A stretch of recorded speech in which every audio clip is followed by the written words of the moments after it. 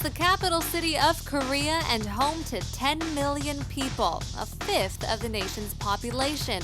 It is more populous than New York in the United States, and the 10 million citizens of Seoul are leading the country's economy.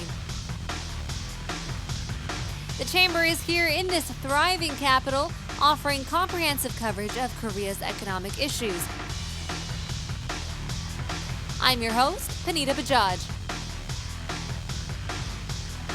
This week on the show, we discuss Korea's population crisis with panelist Todd Sample and special guest Yang Jun-suk, professor of economics at Catholic University. So for those of you who are interested on what goes on around in Korea, we are here in Seoul, the economic hub of Northeast Asia. So let's not wait any longer and step into the chamber.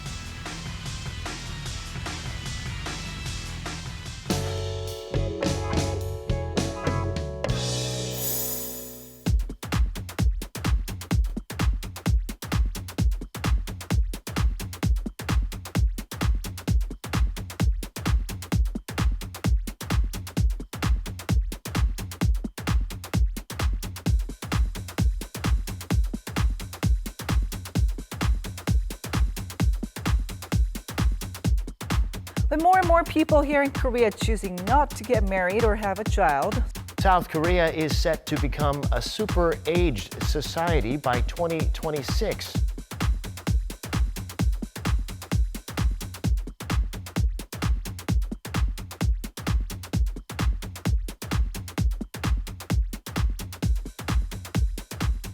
인구 구조 변화가 사회, 경제 각 분야에 미칠 영향을 점검하고 상반기 내에 종합적인 대응 방향을 마련해 나가도록 하겠습니다.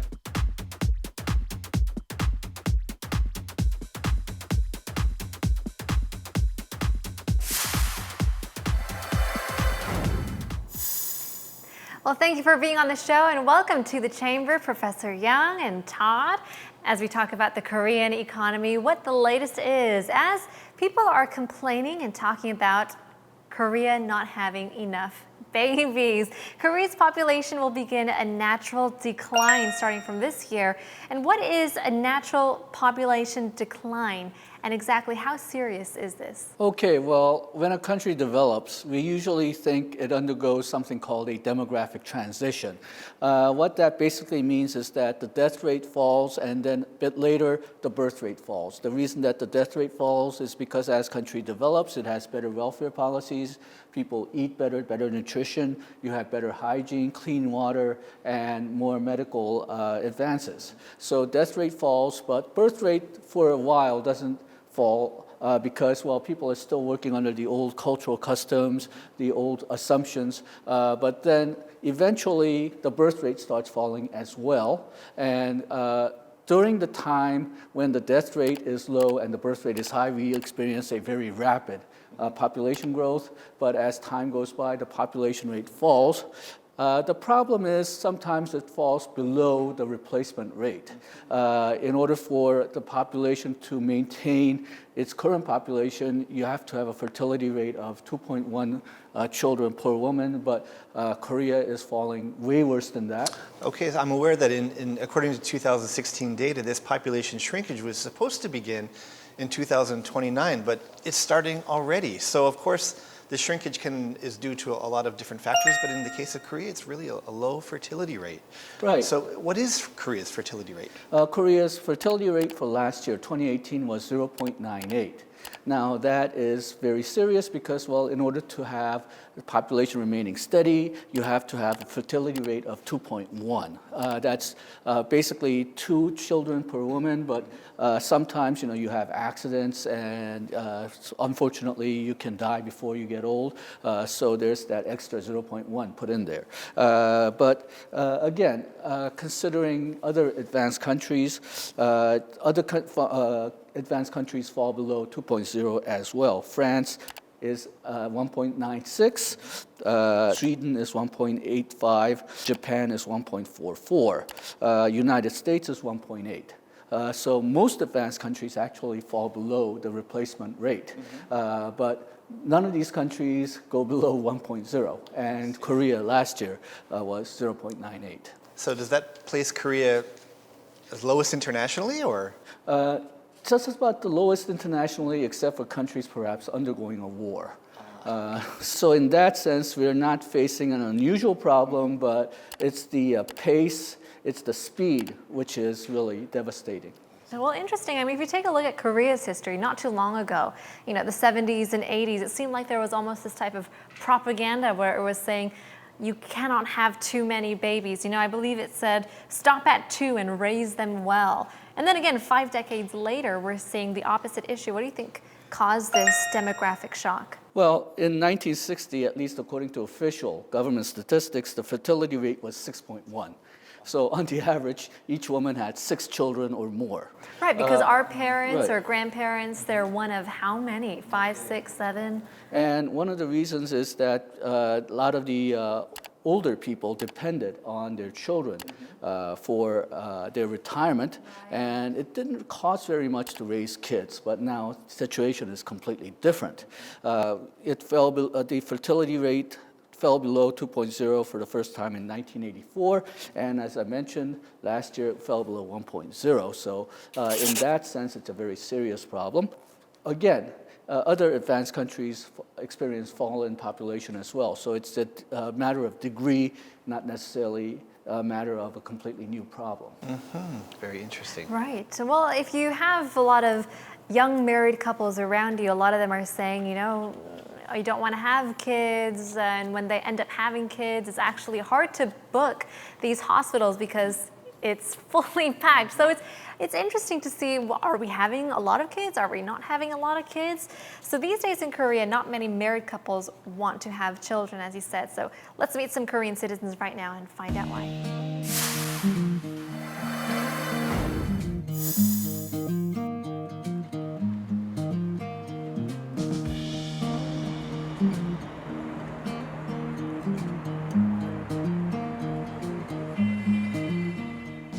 제가 생각할 때는요, 젊은이들이 좀 자신감 있게 부딪혀보면 되는데 그런 부분이 좀 생각이 계류된 것 같고요. 많이 좀 안타깝게 생각을 합니다. 사실 저도 그렇고 제 주변 친구들도 그렇고 아이를 낳는 거에 대해서 포기를 하는 사람들이 되게 많거든요. 집 한 채 구하기도 되게 어렵고 저 혼자 이제 경제 활동을 하면서 살아가기에 너무 빠듯한 것 같아서. 우리나라는 환경적으로 뭔가 결혼을 하거나 아이를 낳거나 출산을 하는 게 여성에게 더 많은 가중치가 있다고 생각을 하거든요. 아기 나오면은 나중에 그런 육아 비용이나 이런 것들이 너무 많은데 그런 것들을 아끼고 차라리 그냥 우리가 좀 잘 사는 그런 걸로 가는 게 낫지 않냐 얘기도 해본 적도 있고요. 제일 큰 게 그냥 돈 문제인 것 같아요, 제 생각엔. 그냥 아무래도 그 벌이라든지 이런 게 좋지가 않기 때문에 그런 거에 대해서 그냥 애를 출산을 더 하면 돈이 더 나간다는 그런 괜한 그런 생각 있잖아요. 그런 선입견이 먼저 들어서 저부터도 만약에 결혼하면 애는 좀 안정적인 위치에 올라갈 때까지 출산은 조금 더 늦추고 싶은 생각은 있어요.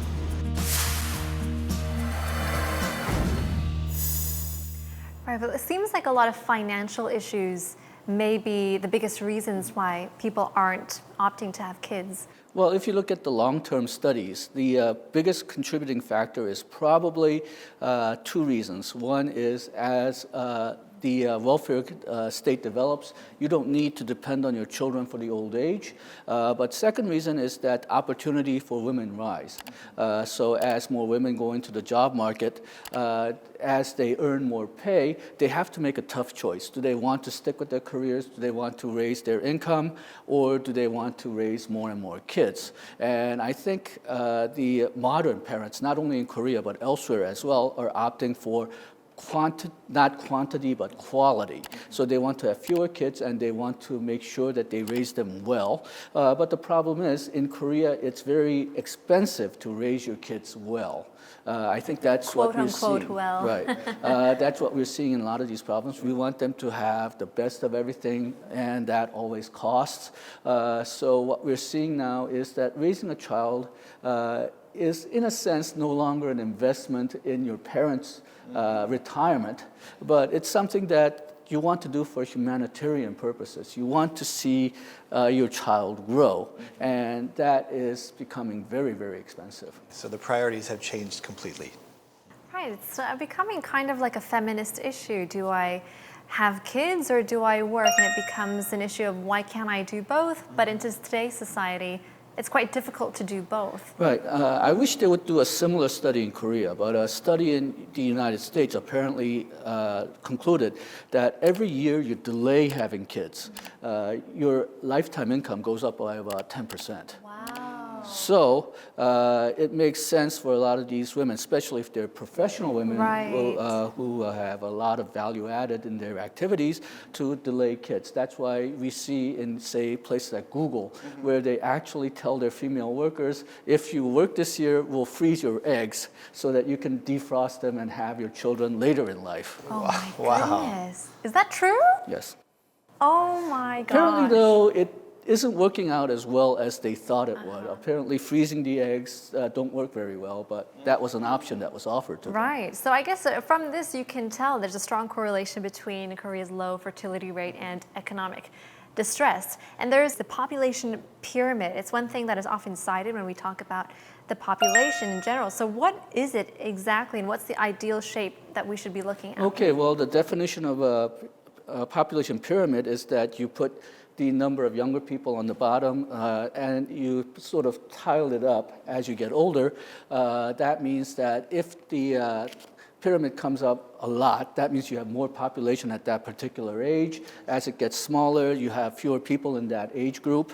The ideal shape would be about what we see as a skyscraper, I think. You have a straight top, and then when you get very old and it goes into a triangle, that means you, for the most part, you have a very stable population according to the age group. Now, what you don't want is sort of the inverse triangle. That means you have a lot of old people but very few younger people, because then your population is definitely going to shrink over time, and that's more and more what we're seeing. Right. So I think in the case of Korea, where we have a decreasing fertility rate and also an increased life expectancy, we have a change in shape of the population pyramid. So is Korea an exception in this case? Korea is not an exception in this case, but I think Korea was extraordinary because we had a very rapid rise during the Korea's own baby boom age. So we had a lot of population. As I mentioned before, the fertility rate during the 1960s was 6 children per woman. But then that just, in a period of about 60 years, it shrank to less than 1. So we're seeing a very rapid change, and that's what makes the Korean case unusual compared to other advanced countries. Other advanced countries are going through this in a lot slower pace, so that gives them more time to prepare. But for Korea, because it's advancing so quickly, we don't really find ourselves ready for this change. Right, well, it seems like, this inverted triangle, as you're talking about, it's only a matter of time when Korea will become this shape. Can you tell us how we calculate the population? How do we get these numbers? Okay, to tell you exactly how the sausage is made, you start out with people in each age group, say people in their 20-year-old right now. We have mortality data. We know about how many of them, what percentage of them will die this year, sorry to say, and live until next year. So say we expect 99% of 20-year-olds to live to next year, 1% to die, then we calculate that for 21-year-olds next year. And we do this for every age of people who are living right now. That gives us the population next year for people who are living this year. Then we calculate the newborns that will be born next year. That's estimated by also past data. In the past data, say 25-year-olds typically had, say, 0.2 children per woman. So we use that to calculate how many births there will be at each woman's age, and then we calculate that as newborns, and the newborns as well, plus the number of people who remain alive forms the population for the next year, and for the year after that, we go through that process again and again and again ad nauseum, and that's how we estimate the population. The problem is the birth rate has been falling faster than what we find from the trend, so that requires recalculation every now and then. That's the reason why the time that we expect for the population to fall has been advanced. We find that the birth rate has been falling faster than what we thought the historical trend would be. I see. So from Korea's perspective, of course, that decrease in population, especially of the economically viable demographic from age 15 to 64, this is decreasing. So from your perspective, what kind of effects is this going to have in the economy? Okay, well, let's talk about the theory first. Theory first is that population decline by itself does not have to mean that economy itself goes into decline. Theoretically, if you have a lot of investment, if you have a lot of increases in productivity, then you can overcome fall in demographics. We see that in some advanced countries like the United States. But the sad news here is that we haven't been doing very well in investment and increasing productivity in the last decade or so. So that's why the declining population is becoming such a large problem.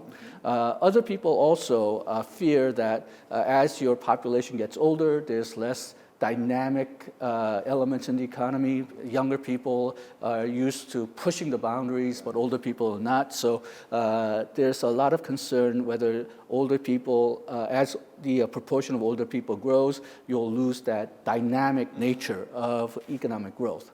And then the big problem is welfare. As people grow older, they need more welfare payments, they need more medical care from the government.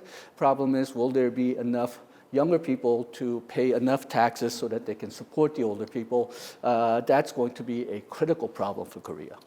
Say when you get to 2050, when you expect the older population to be about 40%, working age people to be about 50% of the population, that means if you want to give a retired person 500,000 won for support, that means you probably have to take about 400,000 won per working age person.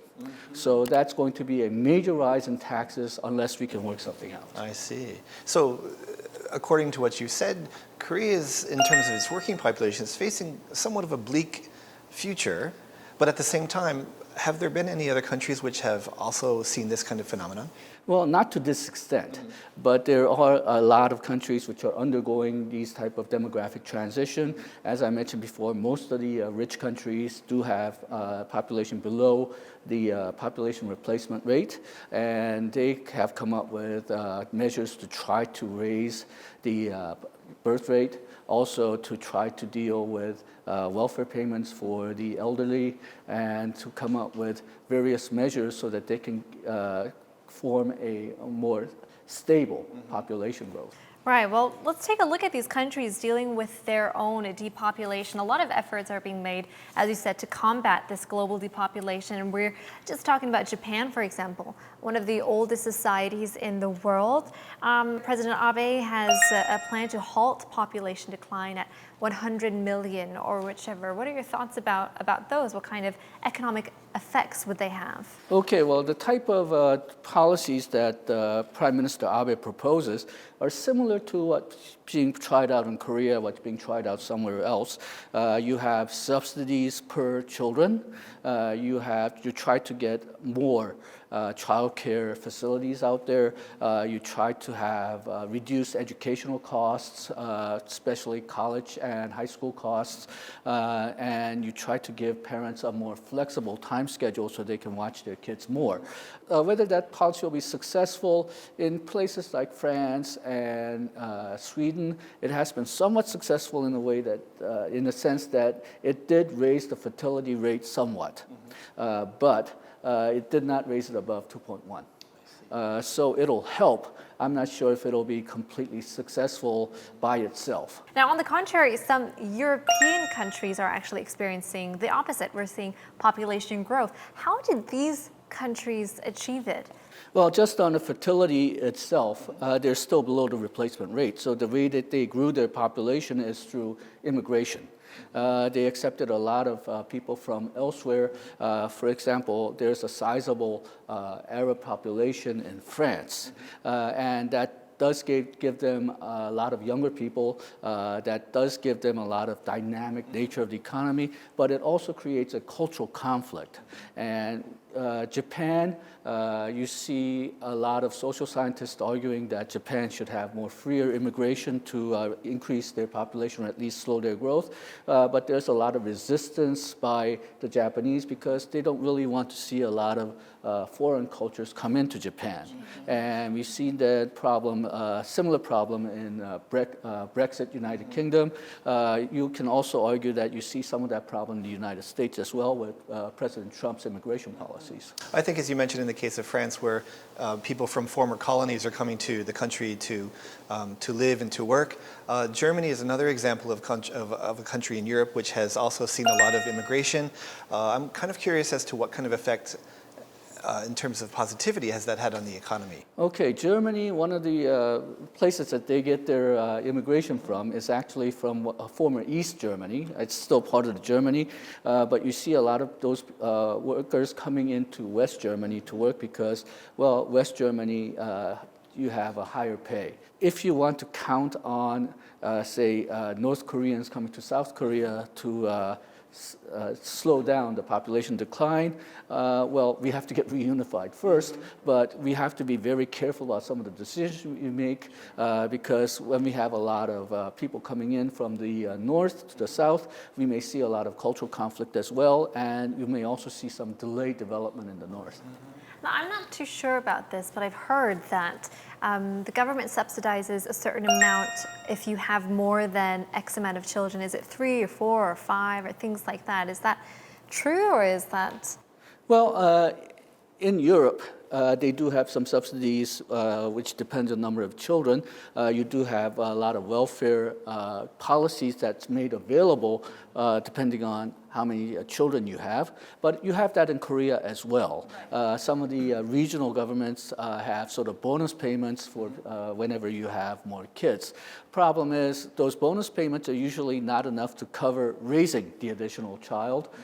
So in a sense, it's really not doing its work very effectively. Okay, so for these population decline-related challenges which lie ahead, of course the government is taking this very seriously. They've established a task force, but from that task force's perspective, what do you think is the highest priority that they need to tackle immediately? Okay, well, the thing about demographics is that you don't see the effect until 15 to 20 years down the line. So people who will be young workers 20 years from now, they're basically already born. So you're not going to see any changes very rapidly. You're going to have to make long-term planning. So the first plan you need to make is what are you going to do for the next 20 years when we already have such low population? My feeling is that you need to raise productivity very quickly, and then you may have to accept immigration as well. The second step is how to raise the birth rate so that from 20 to 30 to 40 years in the future, we'll have more younger workers. I think the first step to do that is try to get beyond the current slow economy. Try to get the economy working more quickly so that people's income will go up. And then I think we'll see the fertility rate perhaps not go up to 2, but rise above 1. Hopefully it'll approach that of the Japan 1.4. In addition to boosting the birth rate, I think we also need to prepare for labor shortage, as we briefly mentioned, and low growth with that. So which direction do you think the Korean economy should go for first? I think it's already moving. I think you need more foreign guest workers, and especially for the smaller companies, they're moving toward that direction now already. The problem is there's going to be a lot of cultural conflict. There's also going to be a lot of problems because, well, a lot of these workers do not speak Korean. They're not used to Korean culture. So if we let things go as currently, we may see a lot of cultural conflicts like we see in France, in the United States. So we need to deal with that somehow. And instead of trying to ignore the problems because we think that Koreans should remain Korean, I think we should realize that the Korean economy cannot really go ahead without these foreign workers or without this influx of new blood from elsewhere, and try to minimize the conflict. And we need to take a look at some of the countries which have actually succeeded in doing that. Well, certainly, once again, we learned that it takes a village to raise a child. Thank you once again, Professor Yang and Todd, for joining us on the show today. Population decline is a challenge faced by the entire world. Now, with this demographic time bomb ticking, many projections indicate a bleak future. Yet, by recognizing the issue, I'm sure we can create a brighter future with many new opportunities. Once again, if you guys have any questions regarding Korea's economy, feel free to contact us via social media. And we'll see you next time, same place on The Chamber. And we're done.